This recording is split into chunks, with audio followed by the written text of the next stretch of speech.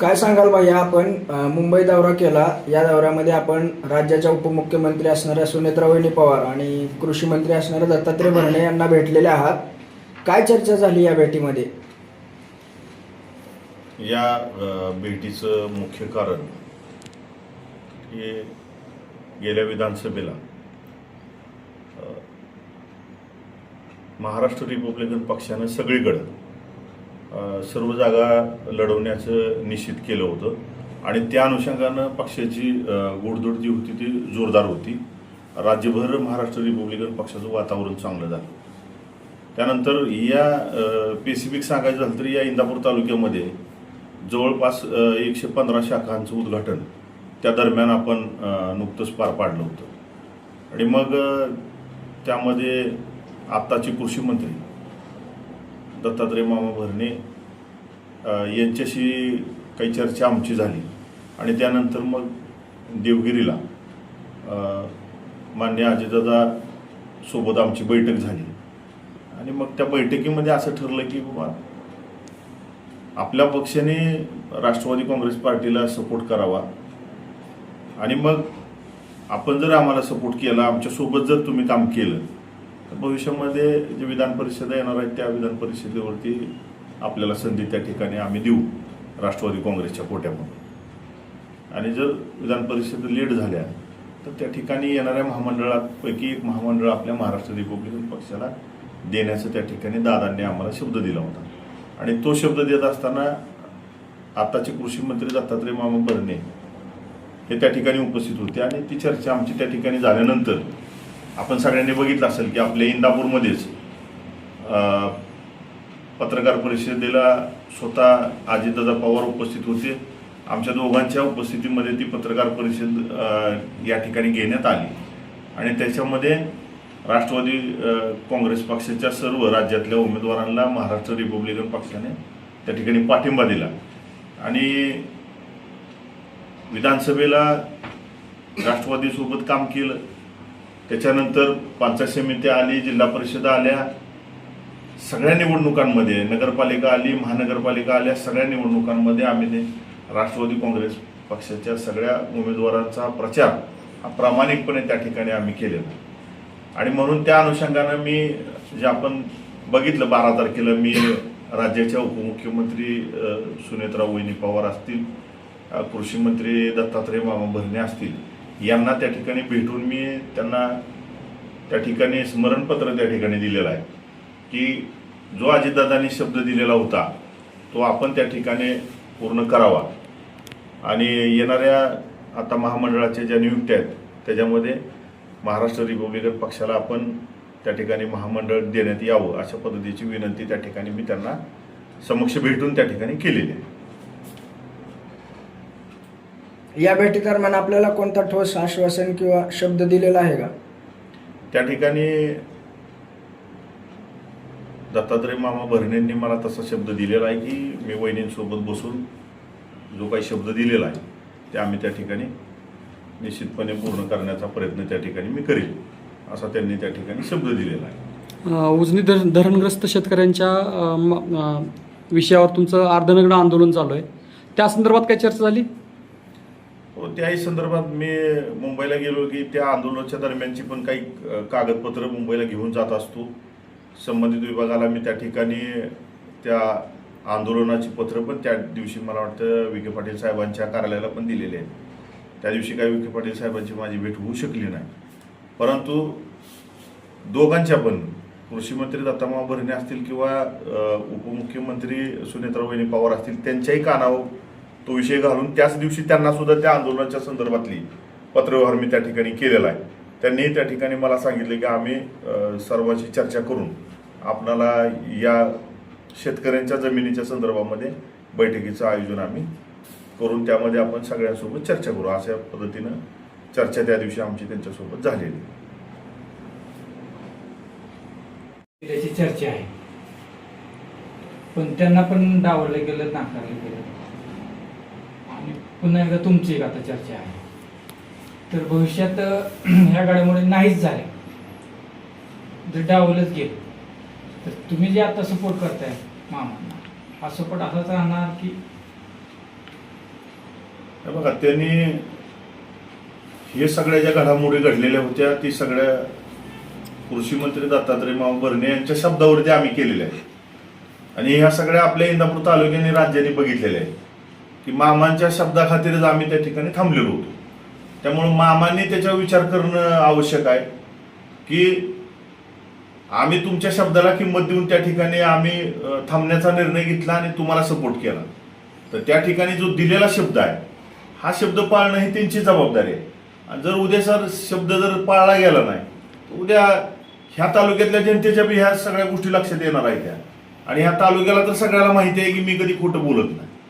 कारण जे घडामोडी घडलेल्या आहेत त्या घडामोडीच मी सांगितलेल्या आहेत, वेगळं काही सांगितलेलं नाही.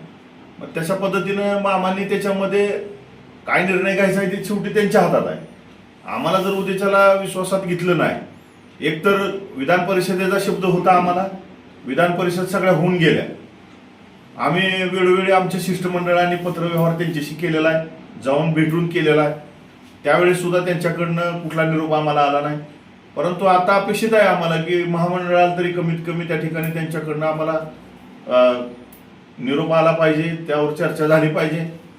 जर उद्याच्याला राष्ट्रवादीने जर आम्हाला टाळण्याचा प्रयत्न केला तर आम्ही सगळ्या कार्यकर्त्यांना विश्वासात घेऊन भविष्यात आम्ही या तालुक्यातल्या जनतेच्या समोर हा सगळा विषय मांडून त्या ठिकाणी निर्णय घेऊ आम्ही काय घ्यायचं.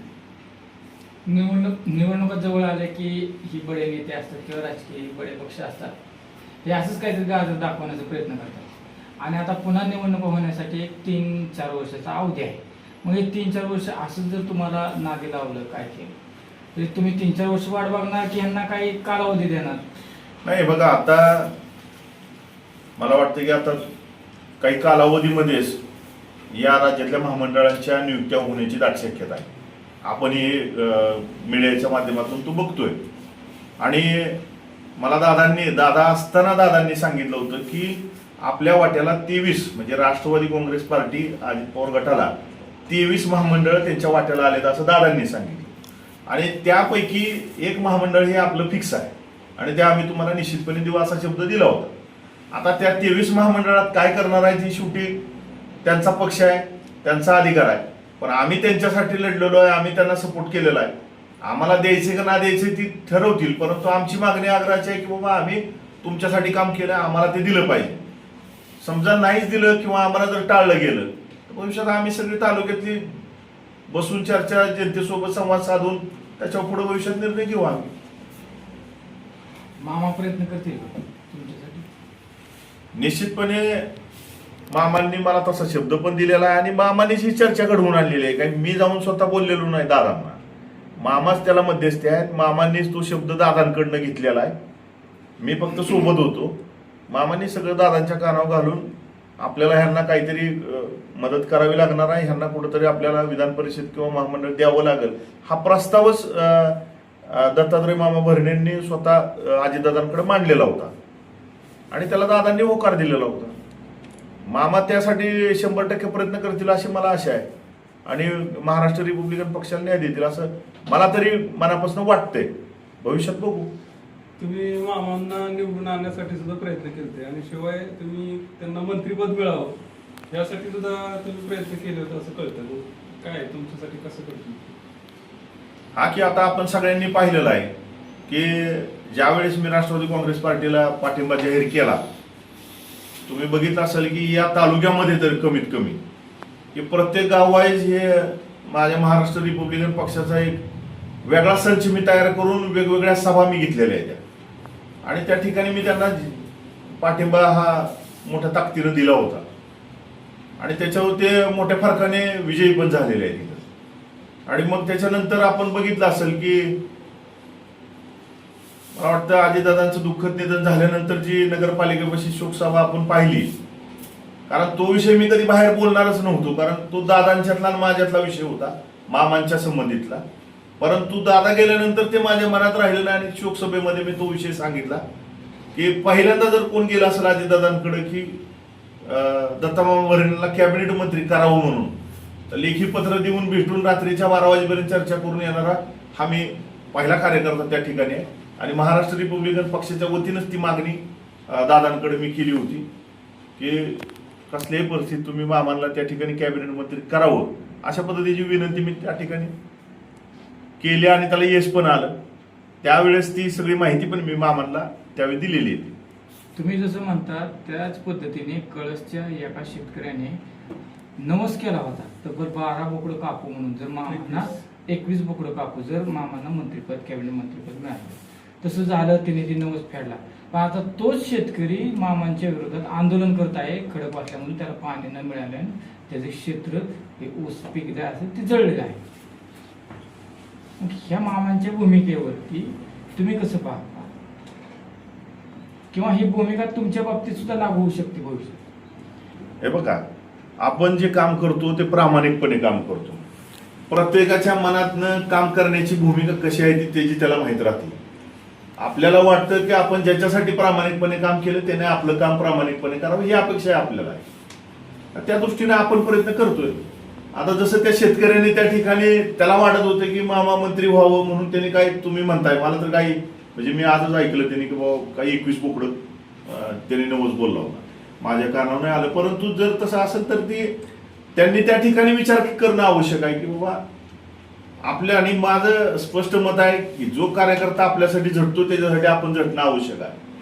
कारण आई पद येतील जातील ह्याचा काही विषय नसतो, परंतु आलेल्या पदाला आपण न्याय दिला पाहिजे आणि समोरच्या आपल्या सोबत असणाऱ्या माणसांना आपण न्याय दिला पाहिजे ह्या मताचा मी आहे. पण प्रत्येकाचे विचार वेगवेगळे असू शकतात. पण मला असं वाटत नाही कधी की मामा ह्याच्यामध्ये काही चुकीचा निर्णय घेतील असं मला तरी वाटत नाही. पण भविष्यात बघूया आपण काय. आता महामंडळाच्या निवडी पण आता समोर आलेल्याच आहेत, त्यामध्ये बघू आता काय होतंय, त्या दिशेने मग ठरवता येईल पुढं. राज्यातील महत्त्वाच्या आणि आपल्या भागातील ताज्या बातम्या पाहण्यासाठी आजच आमच्या विश्व 24 न्यूज चॅनलला यूट्यूबवर सबस्क्राईब करा आणि बेल आयकॉन प्रेस करा.